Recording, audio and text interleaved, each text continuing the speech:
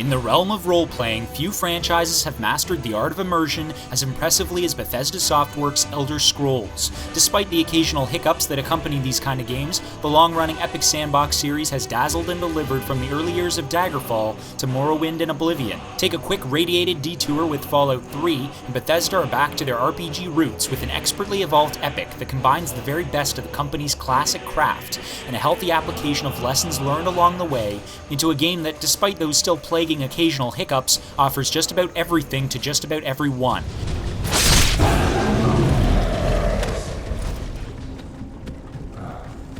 This is Helgen.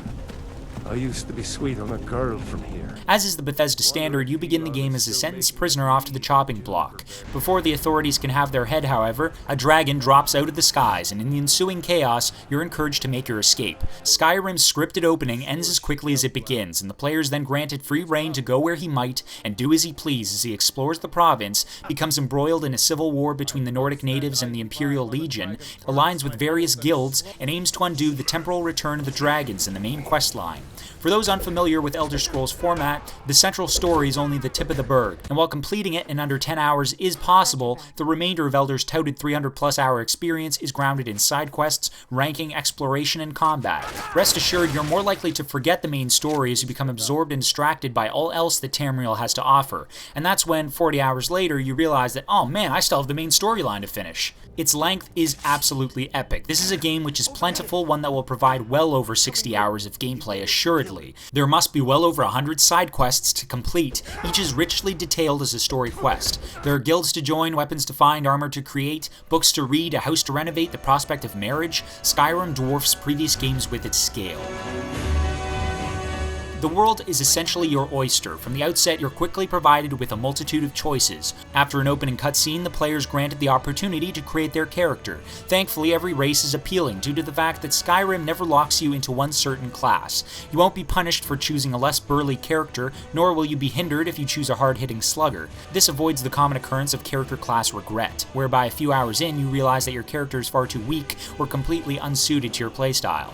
Arm yourself with a blade and your one-handed skill goes up. Haggle with the local merchant and your speechcraft is the same. Skyrim's experience system isn't a myriad of strict, complicated perks and bonuses, one that forces the player down a specific linear path. Instead, Bethesda wisely introduced an experience system which once again encourages freedom of choice. So, say you're a warrior and you've been using swords the whole game, but suddenly you want to become a mage. Well, you just have to start using your destruction and restoration spells, and you'll become one yet. The only thing that goes to waste are your spent perks, but you can save those up if you so choose.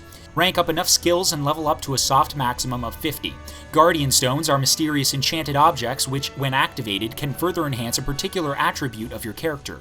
One of the greater complaints of Oblivion was its leveling system for the reason that every other creature leveled up with you, which meant that if you weren't savvy, difficulty would pose a problem. Well, forget all that, it's a thing of the past. The creatures of Skyrim have an essentially base level, so a giant will for the most part always possess the same power. It's a more realistic approach that acts as a warning early on. If you dare to explore, you may just come across an enemy far too overwhelming for your liking. On the other hand, higher level players will find themselves plowing through opponents with ease and itching to increase the game's difficulty settings. There is a mind-boggling amount of things to collect in Skyrim, from enchanted weapons, miscellaneous items, books, flowers, food, coins, potions, armor. Practically everything can be hoarded away. One can sympathize with Bethesda's burden of designing an inventory system to house all three distinct items, but regardless, the inventory can be rather clunky and hard to navigate, which can frustrate at times.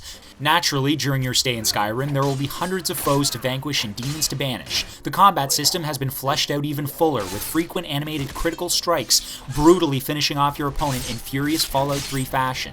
Witnessing your character gracefully annihilate a troublesome bandit is infinitely awesome.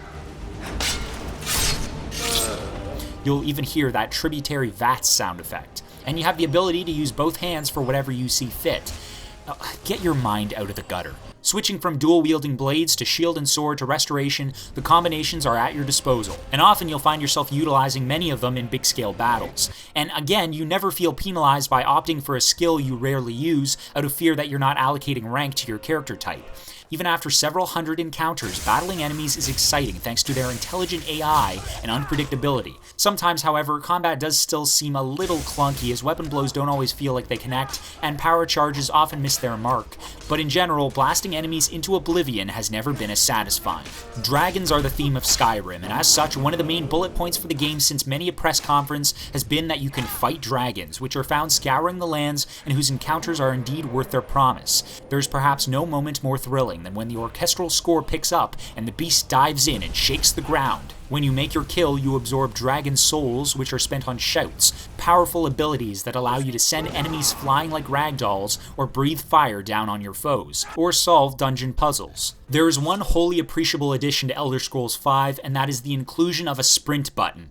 Let me repeat that. We finally have a sprint button. Thank the Nine. Making your way across miles of once tedious terrain is made much less cumbersome and is just as useful in combat. Though it may not be the most intricate of add-ons, the modest addition helps to ease those long droughts of point A to point B lugging. Oblivion set the bar for presentational finesse back in 2006, and Skyrim aims to answer its expectations in earnest. Catering to fans of both the first-person and third-person perspective, Skyrim allows the player to switch between the two on the fly. If you prefer the sight of your hero in action and a better view of your surroundings, then the third-person perspective provides a wonderful viewpoint. If you want a more visceral, realistic, and immersive experience, then you might opt to play the game strictly from an FPS point of view. Both are equally as enjoyable and easily interchangeable. Running on the company's new creation engine, visually, Skyrim is absolutely breathtaking. Vistas, beautiful day-to-night cycles, and claustrophobic dimly lit dungeons all add to the fantasy-fueled immersion. Mountains range as far as the eye can see, meadows sway in the breeze whilst blizzards whirl on the snowy mountain trails. Each town has its own distinct architecture, avoiding the trap of generic similarity. All too often, the game is a masterpiece, showcasing how to effectively recreate a living, breathing world. Character models, in previous iterations cloned and plastic-looking, are much improved, with added detail enhancing the allure of story-based NPCs, who move and talk and live out their daily lives. The soundtrack that accompanies your grand adventure is captivating, magical, and truly memorable. Jeremy Soul's title theme alone, which plays during monumental battles, is possibly one of the most invigorating musical pieces ever created in gaming. Equally, the sounds of weapons and creatures are captured perfectly. There's a tangible feeling of tension as you carefully advance through a hostile cave or approach a camp of bandits. Unsurprisingly, there are countless people to meet in the world, each with their own tale to tell. The voice acting is excellent throughout, NPCs sound believable and real and are much more varied, encouraging you to chat away to each and every passerby. Unfortunately, Skyrim is plagued with an unbelievable amount of bugs and glitches. Yes, people will undoubtedly proclaim that it's a huge open-world game and bugs are to be expected. It's confounded by the fact that because Skyrim is an immersive, wonderful experience, these game-breaking bugs can leave you angry, frustrated, and all too importantly, disconnected from the fantasy world.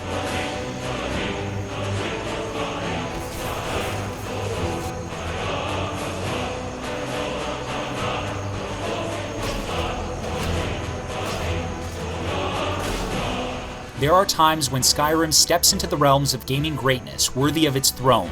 At others, it deserves no less than to be locked away in its dungeons, yet despite the bugs, of which there are many, Skyrim is undeniably brilliant, providing one of the most memorable experiences to date. Grab a sword, a quiver of arrows, and your finest elven armor. Cancel all social engagements, stock up on food supplies, and kiss your loved ones goodbye. It's time to embark on a heroic journey, one that will be carved by your own two hands. A glorious tale retold through hearsay, legend, and the musical stylings of your local town bard. You are Dragonborn, the land is yours to roam, to plunder, to pillage, to save. Welcome to the wintry wonderland that is The Elder Scrolls V: Skyrim.